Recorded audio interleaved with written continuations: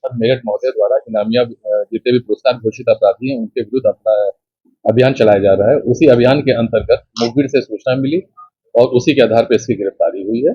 ये गैंगस्टर में वांछित था 22 साल से। डीआईजी महोदय द्वारा इसके और 50,000 का इनाम जो है घोषित किया गया था। सर किस जुर्म में ये सजा काट रहा था? ये फरार था, सजा तो अब काटेगा। ये इसके खिलाफ जो है 6 मुकदमे पंजीकृत हैं और ये सभी मुकदमे तार चोरी से जुड़े हुए हैं और किठौर में ही गैंगस्टर का मुकदमा पंजीकृत हुआ था 355 और उसी पे ये वांछित चल रहा है। सर फरार होकर कहाँ छुपा रहा है? ये अलग अलग जगह पे रहा। वर्तमान में जो सूचना हमें प्राप्त हुई वो जनपद बिजनौर में से हमें सूचना प्राप्त हुई थी कि वहां पे रह रहा है। सर क्या कर रहे थे वहाँ पे?